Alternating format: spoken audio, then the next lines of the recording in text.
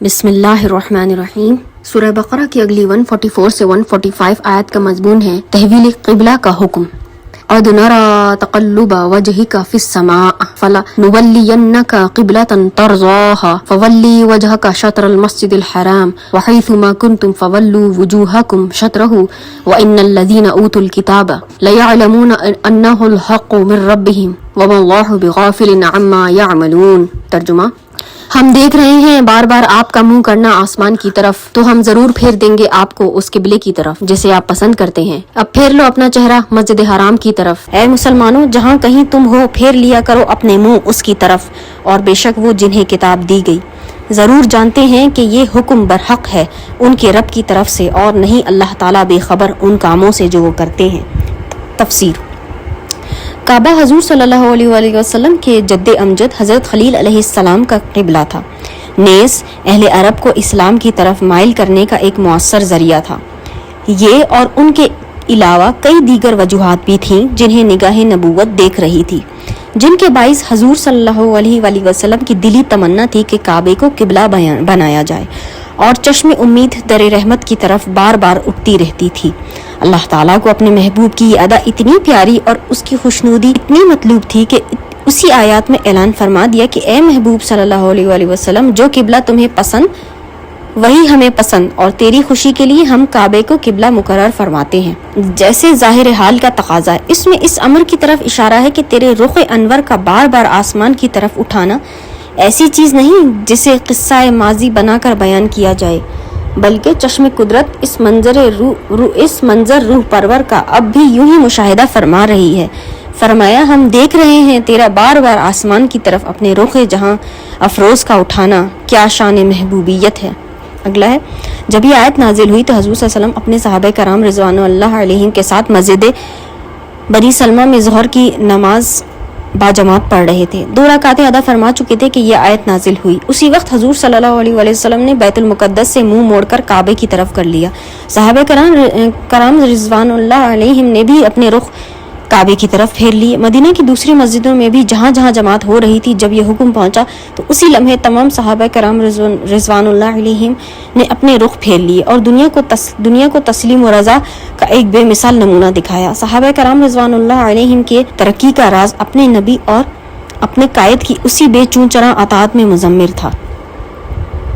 اگلا ہے، اللہ تعالیٰ اپنے رسول صلی اللہ علیہ وسلم کو تسلی دیتے ہیں کہ آپ یہود کے اعتراضات سے پریشان نہ ہوں، ان کی کتاب میں تحویل قبلے کا ذکر موجود ہے، انہیں خوب معلوم ہے کہ یہ حق ہے اور اللہ تعالیٰ کی طرف سے ہے، اب محض تعصب اور ہٹ دھرمی کر رہے ہیں، اس لیے ان کے سامنے جتنے دلائل پیش کیے جائیں انہیں ہدایت نہ ہوگی۔ وَلَئِنْ آتَيْتَ الَّذِينَ أُوتُوا الْكِتَابَ بِكُلِّ آيَةٍ مَا تَبِعُوا قِبْلَتَكَ وَمَا أَنْتَ بِتَابِعٍ قِبْلَتَهُمْ وَمَا بَعْضُهُمْ بِتَابِعٍ قِبْلَةَ بَعْضٍ وَلَئِنِ اتَّبَعْتَ أَهْوَاءَهُمْ مِنْ بَعْدِ مَا جَاءَكَ مِنَ الْعِلْمِ إِنَّكَ إِذًا لَمِنَ الظَّالِمِينَ۔ ترجمہ: اور اگر آپ لے آئیں اہل کتاب کے پاس ہر ایک دلیل، پھر بھی نہیں پیروی کریں گے آپ کے قبلے کی، اور نہ آپ پیروی کرنے والے ہیں ان کے قبلے کی، اور نہ وہ ایک دوسرے کے قبلے کو ماننے والے ہیں، اور اگر بفرض محال آپ پیروی کریں ان کی خواہشوں کی اس کے بعد کہ آ چکا آپ کے پاس علم، تو یقیناً آپ اس وقت ظالموں میں شمار ہوں گے۔ تفسیر: اس آیت میں بظاہر خطاب حضور کریم صلی اللہ علیہ وسلم کو ہے، لیکن مراد امت ہے، کیونکہ امت سے تو اپنے نفس کی خواہشات کی تابعداری ممکن ہے، لیکن نبی کی ذات جو صغائر سے بھی معصوم ہوتی ہے اس سے تو ناممکن ہے کہ ایسا جرم سرزد ہو۔ مضمون کی اہمیت کے باعث حضور صلی اللہ علیہ وسلم کی طرف نسبت کی گئی۔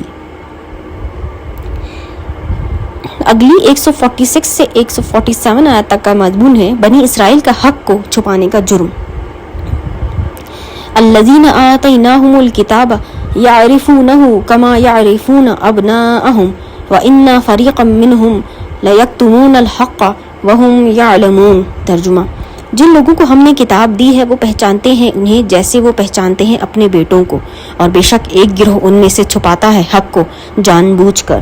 تفسیر: یعنی اہل کتاب اپنے بیٹوں کی طرح حضور نبی کریم صلی اللہ علیہ وسلم کو خوب پہچانتے ہیں۔ ان کی آسمانی کتابوں حضور صلی اللہ علیہ وآلہ وسلم کا حلیہ، اوصاف اور معجزات یوں صاف صاف لکھے ہیں کہ شک کی کوئی گنجائش ہی نہیں رہتی۔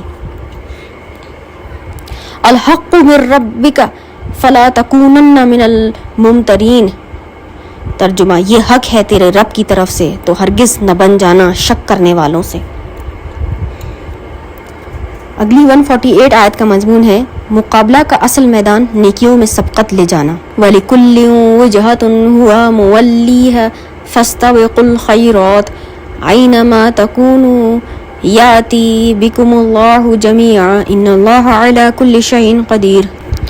ترجمہ اور ہر قوم کے لیے ایک سمت مقرر ہے، وہ اسی کی طرف منہ کرتی ہے، پس آگے بڑھ جاؤ دوسروں سے نیکیوں میں. تم کہیں ہو لے آئے گا اللہ تعالیٰ تم سب کو، یقیناً اللہ تعالیٰ ہر چیز پر قادر ہے. تفسیر تحویل کعبہ کے بعد یہود اور منافقین نے اعتراضات کی بوچھاڑ شروع کر دی اور سادہ لو مسلمانوں کو طرح طرح کے مکر و فریب سے اسلام سے برگشتہ کرنا اپنا مشغلہ بنا لیا. قرآن نے ان سب شور و شغب کا ایک ہی مسکت جواب دیا کہ اس میں اعتراض کی کیا بات ہے. مسلمانوں سے پہلے جتنی امتیں گزری ہیں سب کے لیے ایک ایک سمت عبادت کرنے کے لیے مقرر کر دی گئی.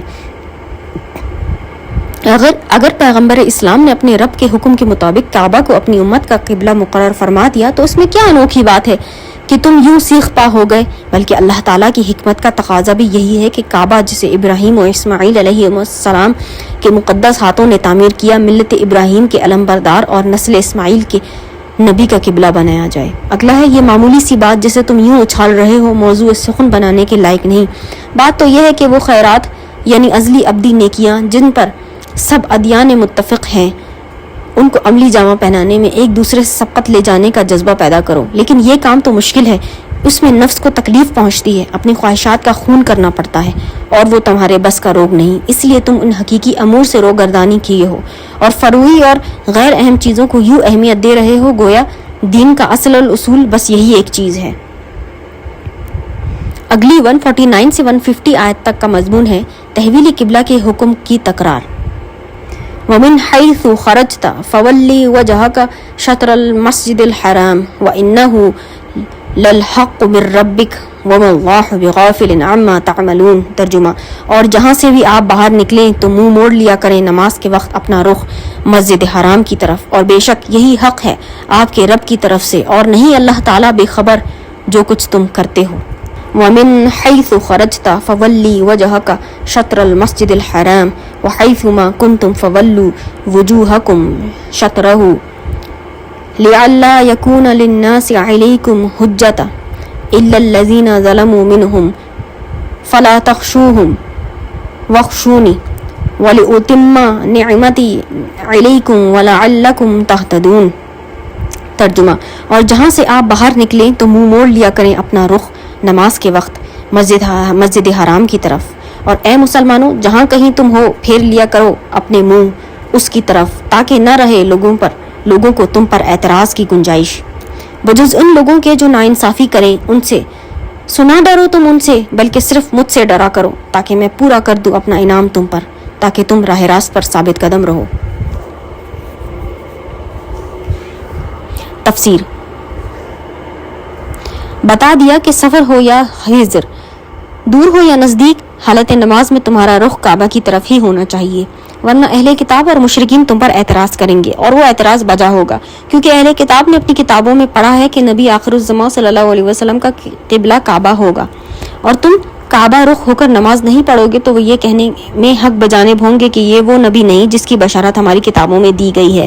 اور مشرک کہیں گے کہ دعویٰ تو کرتے ہیں ملت ابراہیمی ہونے کا اور ان کے قبلے کو قبلہ بھی نہیں سمجھتے، اور بعض ناحق شناس جواب بھی غوغا آرائی کر رہے ہیں، جو اب بھی غوغا آرائی کر رہے ہیں وہ التفات کے لائق ہی نہیں. اگلا ہے کعبہ کا قبلہ متعین کیا جانا خود بہت بڑی نعمت ہے، کیونکہ اس طرح ملت اسلامیہ کے ایک مخصوص اور محسوس مرکز بنا دیا گیا جو ان کی توجہات اور عبادات کا مرجع ہو، تاکہ زبان و رنگ و زبان، قومیت اور وطن سب کے سب اختلافات کے باوجود اسے دیکھنے والے یقین کر لیں کہ یہ ایک قوم ہے، اس کا مرکز توجہات ایک ہے، اس کا مقصد حیات ایک ہے. نیز تحویل قبلہ میں اس بات کی طرف بھی صاف اشارہ ہے کہ اب دنیا کی قیادت بنی اسرائیل سے منتقل ہو کر اسماعیل علیہ السلام کی اولاد میں آ گئی ہے.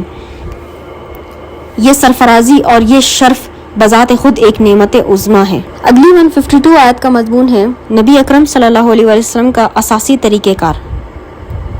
کما ارسلنا فیکم رسولا منکم یتلو علیکم آیاتنا ویزکیکم ویعلمکم الکتاب والحکمت ویعلمکم ما لم تکونوا تعلمون۔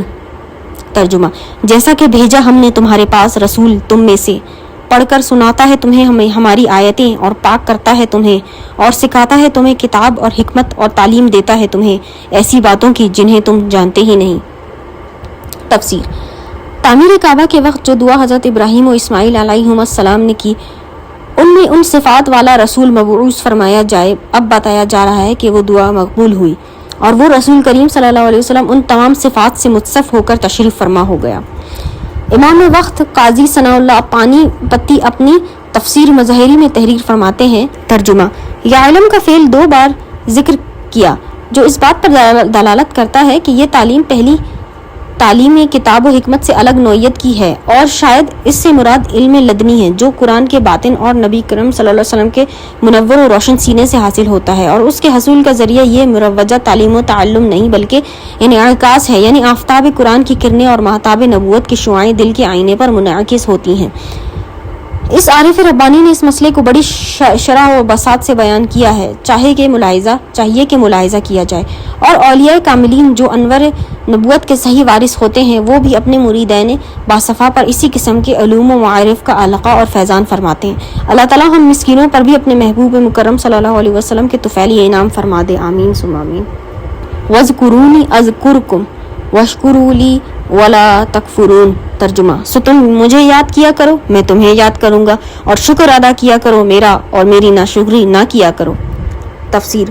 یہاں بھی عارف باللہ قاضی ثناء اللہ کے الفاظ قارئین کی خدمت میں پیش کرتا ہوں۔ ترجمہ، جب ان معرف کے حاصل ہونے کا طریقہ صرف القاء اور انعکاس ہے اور ذکر الہی اور مراقبہ سے ہی دل میں یہ استعداد پیدا ہوتی ہے کہ حضور صلی اللہ علیہ وسلم کے پرنور سینے سے بلا واسطہ یا بالواسطہ فیضان و القاء قبول کر سکے، اس لیے حکم دیا کہ میرا ذکر کیا کرو۔ کثرت ذکر سے ہی تم اس مقام پر فائز کیے جاؤ گے جہاں انوار و تجلیات کی بے محابہ بارش ہوتی ہے اور دوری کے حجاب یکسر الٹ دیے جاتے ہیں۔ اگلے، تم مجھے یاد کرو میں تمہیں یاد کروں گا۔ کیا اس سے بڑھ کر بھی بندے کی کوئی عزت افزائی ہو سکتی ہے کہ اس کا مالک و خالق اس کو اپنی یاد سے سرفراز فرمائے؟ ایک حدیث قدسی بھی ملاحظہ ہوتا ہے کہ اپنے رب کریم کی بندہ نوازی کا آپ کو اندازہ ہو سکے۔ ترجمہ، میرا بندہ جیسے مجھ سے گمان رکھتا ہے ویسا ہی میں اس کے ساتھ برتاؤ کرتا ہوں۔ اگر وہ مجھے دل میں یاد کرے میں بھی اسے ایسے ہی یاد کرتا ہوں، اور اگر مجمع عام میں یاد کرے تو میں اس سے بہتر مجمع میں اسے یاد کرتا ہوں۔ اگر وہ ایک بالشت میرے نزدیک ہو تو میں 1 ہاتھ اس کے نزدیک ہو جاتا ہوں، اگر وہ 1 ہاتھ میرے نزدیک ہو تو میں 1 قدم اس کے قریب ہو جاتا ہوں، اگر وہ چل کر میری طرف آئے تو میں دوڑ کر اس کی طرف جاتا ہوں۔ بخاری مسلم۔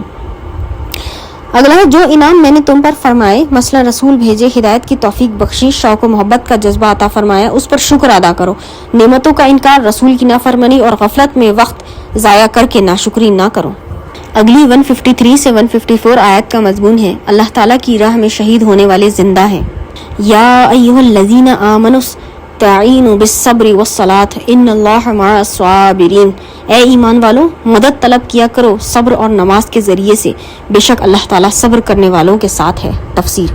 دنیا کی امامت کا جو شرف تمہیں بخشا گیا ہے اس کی ذمہ داریوں سے عہدہ برا ہونے کا طریقہ بتایا جا رہا ہے کہ صبر کا دامن مضبوطی سے پکڑے رہو، مشکلات سے گھبراؤ نہیں بلکہ اللہ تعالیٰ کی تائید و نصرت پر بھروسہ کر کے قدم بڑھاتے چلو، اور نماز سے اپنی بندگی کے تعلق کو پختہ بناتے رہو، یقیناً کامیابی تمہارے قدم چومے گی۔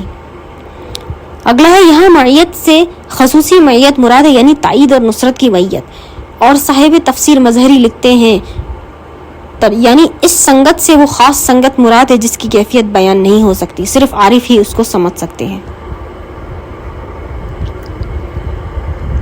وَلَا تَقُولُوا لِمَن يُقْتَلُ فِي سَبِيلِ اللَّهِ أَمْوَاتٌ بَلْ أَحْيَاءٌ وَلَكِن لَا تَشْعُرُونَ۔ ترجمہ، اور نہ کہا کرو انہیں جو قتل کیے جاتے ہیں اللہ کی راہ میں کہ وہ مردہ ہیں، بلکہ وہ زندہ ہیں لیکن تم اسے سمجھ نہیں سکتے۔ تفسیر۔ جب میدان بدر میں کئی مسلمان شہید ہوئے تو لوگوں نے کہنا شروع کیا کہ فلاں مر گیا، وہ اپنی زندگی کی لذتوں سے محروم ہو گیا۔ غیرت الہی اس کو برداشت نہ کر سکی کہ جن لوگوں نے اس کے دین کی سربلندی کے لیے اپنی جانیں قربان کی انہیں مردہ کہا جائے۔ اس لیے یہ آیت نازل فرما کر اللہ کی راہ میں جان دینے والوں کو مردہ کہنے سے سختی سے روک دیا، بلکہ بتایا کہ وہ زندہ ہیں۔ شہداء کی زندگی کس قسم کی ہے، اس پر گفتگو کرتے ہوئے صاحب روح المعانی تصریح کرتے ہیں، ترجمہ: اللہ تعالیٰ ان کے روح کو جسموں کی قوت دیتا ہے، وہ زمین آسمان اور جنت میں جہاں چاہیں جاتے ہیں، اور وہ شہداء اپنے دوستوں کی امداد کرتے ہیں اور اپنے دشمنوں کو ہلاک کرتے ہیں انشاءاللہ تعالی۔ اگلا ہے، جب شہداء کی زندگی کا یہ حال ہے تو انبیاء اور صدیقین امت جو شہیدوں سے مرتبہ و شان میں بالاتفاق اعلیٰ اور برتر ہیں، ان کی زندگیوں میں کیوں کر شبہ کیا جا سکتا ہے؟ اسی زندگی کی وجہ سے ان کے جسم خاکی بھی صحیح سلامت رہتے ہیں۔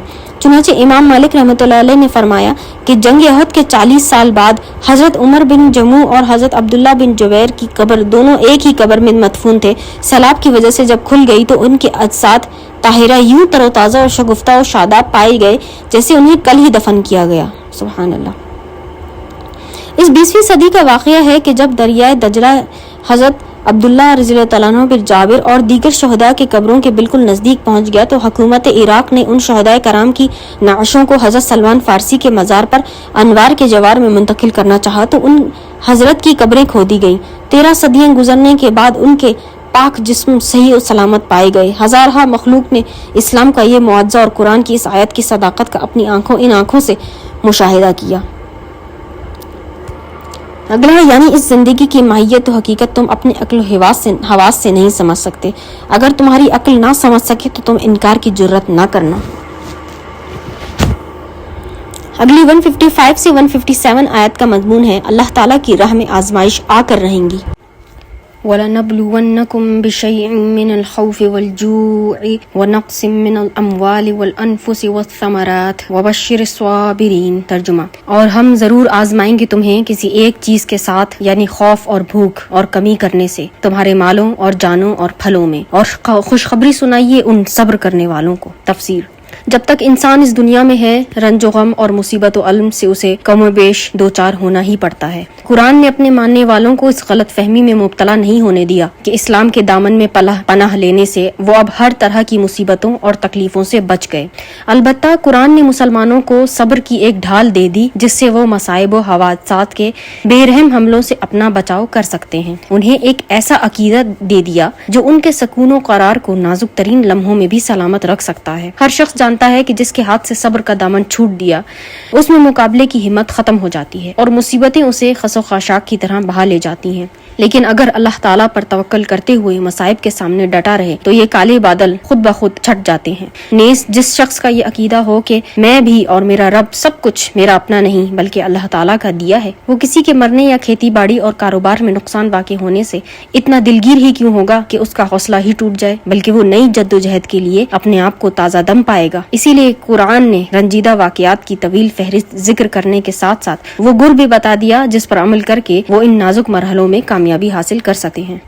الذین اذا اصابتهم مصیبت قالوا انا للہ وانا الیہ راجعون۔ ترجمہ: جو کہ جب پہنچتی ہے انہیں کوئی مصیبت تو کہتے ہیں بے شک ہم صرف اللہ ہی کے ہیں اور یقیناً ہم اسی کی طرف لوٹنے والے ہیں۔ اولئک علیہم صلوات من ربہم ورحمۃ واولئک هم المہتدون۔ یہی وہ خوش نصیب ہیں جن پر ان کے رب کی طرح طرح کی نوازشیں اور رحمت ہیں، اور یہی لوگ سیدھی راہ پر ثابت قدم ہیں۔ تفسیر: اللہ تعالیٰ ان باہمت اور عالی حوصلہ لوگوں کو یہ خوشخبری دیتا ہے کہ ان پر ان کے پروردگار کی طرح طرح کی برکتیں اور رحمتیں نازل ہوتی ہیں اور سیدھی راہ پر ثابت قدمی سے چلنے کی مرحمت کی جاتی ہے۔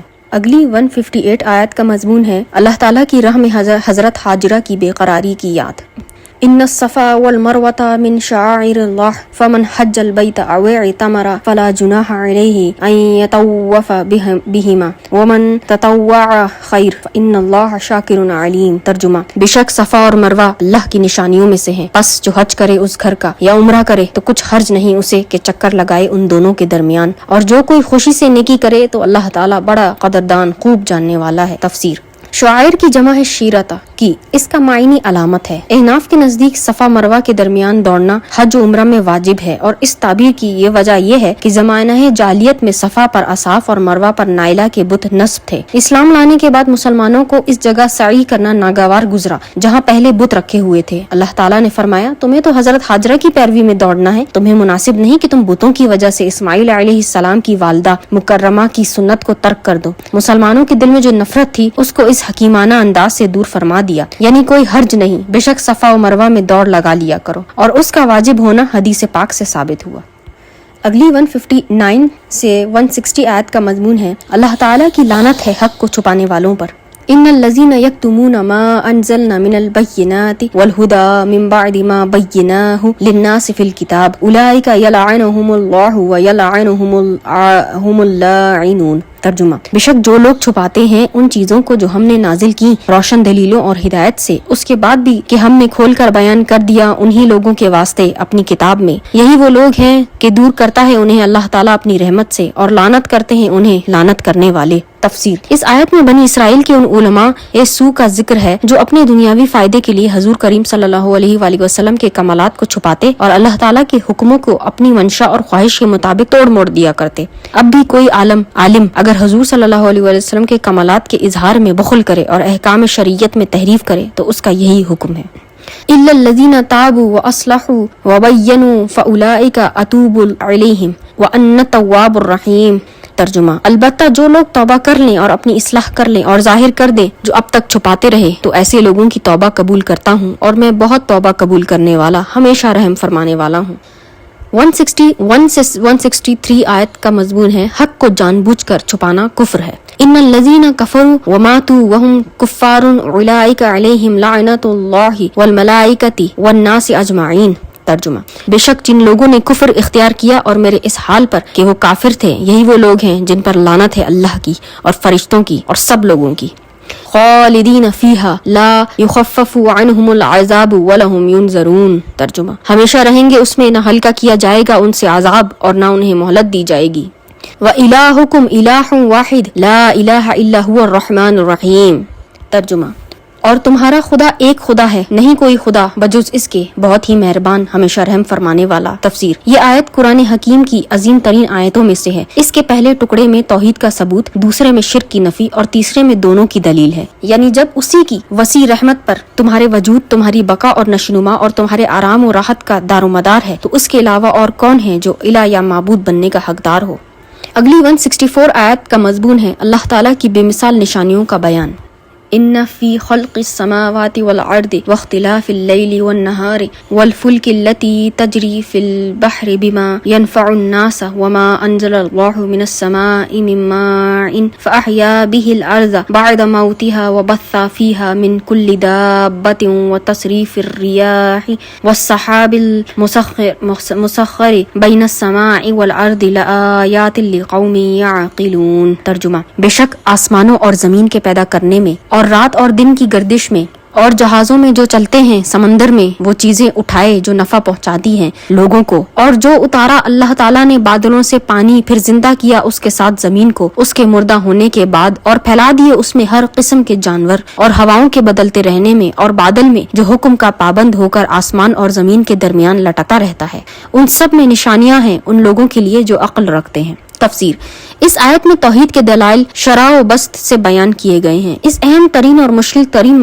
مسئلے کے اثبات کے لیے قرآن کا طرز استدلال فلسفیوں کے طرز استدلال سے بالکل الگ ہے۔ قرآن فکر و نظر کے گھڑے ہوئے دلائل پیش نہیں کرتا جو پیچیدہ اصطلاحات سے بوجھل ہوں، جن کو سمجھنے کے لیے خاص ذہنی اور علمی استعداد کی ضرورت ہو، اور سمجھ آ بھی جائیں تو ان میں وہ زور نہیں ہوتا کہ وہ انسان کو شک اور گمان کی دلدل سے باہر کھینچ لے اور یقین کی منزل تک پہنچا دے۔ اس کے برعکس قرآن کریم دلائل کو نیا پیش کرتا ہے جو کائنات کے کھلے صفحات پر جلی قلم سے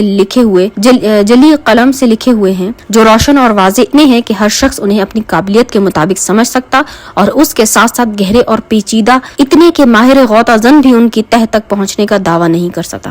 عقل گرہ کشی جتنی گرہیں کھولتی جاتی ہے اس سے زیادہ عقدہ ہائے لا یقل اس کو چیلنج کرتے ہوئے یکے بعد دیگرے نمودار ہوتے رہتے ہیں۔ ان دلائل میں جو شخص سنجیدگی سے غور کرے گا وہ یقین و تصدیق کی دولت سے مالا مال ہوگا۔ یہی ہے قرآن کے طرز استدلال کا طرہ امتیاز اور وجہ اعجاز۔ اب آپ اس آیت کا بغور مطالعہ فرمائیں۔ آسمان کی نیلی وسیع چھت، اس میں لٹکے ہوئے ان گنت ستارے، چاند اور سورج، پھر ان کا مقررہ وقت پر طلوع و غروب جس میں 1 سیکنڈ کے برابر بھی کبھی فرق نہیں ہوتا، ان کی گردش کے متعین راستے جس سے سرموں کبھی انحراف نہیں ہوا، زمین کا یہ کشادہ صحن، اس میں رواں دواں ندیاں اور دریا، رات دن کی پہم گردن، ان کا گھٹنا بڑھنا، بےکراں سمندروں کے سینوں پر مسافروں سے لدی اور سامان سے بھری ہوئی کشتیوں اور جہازوں کا خرامہ آنا جانا، گنگور گٹائیں اور ان کا موسلا دھار برسنا، پھر مردہ زمین کا دیکھتے دیکھتے سرسبز و شاداب ہو جانا، کرۂ ہوا میں بادلوں کا منڈلاتے پھرنا، کبھی برسنا اور کبھی ترساتے آن واحد میں ناپید ہو جانا، ایسی چیزیں نہیں جسے عالم تو جانتے ہوں اور بے علم نہ جانتے ہوں، جسے دانشمند سمجھ سکتے ہوں اور کم علم کی عقل کی سمجھ سے بالا تر ہو، بلکہ کائنات کی کتاب کا ہر ورق ہر کو میں کے لیے یکساں طور پر روشنی کا مینار ہے، اور اس کے باوجود لطف یہ ہے کہ اتنا واضح ہونے کے باوجود اتنا سطحی بھی نہیں کہ اہل فکر و دانش کے لیے اس میں دلچسپی کا کوئی سامان نہ ہو، بلکہ انہیں دعوت ہے کہ اپنے نشتر تحقیق سے ذرے ذرے کا دل چیریں اور دیکھیں کہ ان میں اسرار و رموز اور قوت و طاقت کے وہ سمندر معجزن ہیں جن کا انہیں تصور تک نہ تھا۔ یہی وجہ ہے کہ ہر لمحہ مشاہدہ میں آنے والی چیزوں کا ذکر فرمانے کے بعد قرآن نے بارہا جملے کہے ہیں، تدبرون کے جملے کہے، کیا تم غور نہیں کرتے، کیا تم تدبر نہیں کرتے، اور ان چپتے ہوئے فکروں سے دانش و خرد کو للکارا ہے۔ کاش یہ الفاظ اس امت کے نوجوانوں کی خفیہ صلاحیتوں کو بیدار کر دیں جن کی آسمانی کتاب نے انہیں واضح طور پر بتا دیا تھا۔ هو الذی خلق لکم ما فی الارض جمیعا، اللہ تعالیٰ نے زمین کی ہر چیز صرف تمہارے لیے پیدا کی ہے۔ ان روزمرہ دکھائی دینے والی چیزوں میں اگر آپ غور کریں گے تو آپ یہ کہنے پر مجبور ہو جائیں گے کہ تنوع میں یکسانیت، اختلاف میں توافق، کثرت میں وحدت اور یہ بے مثال نظم و ضبط بغیر کسی علیم، حکیم اور قدرت والے خالق کے ظہور پذیر نہیں ہو سکتا۔ لیکن یہ روشن دلیلیں صرف ان کو فائدہ دیتی ہیں جن کی عقل کی آنکھ بینا ہے اور جو اس سے کام لینا پسند کرتے ہیں۔ وما علینا الا البلاغ۔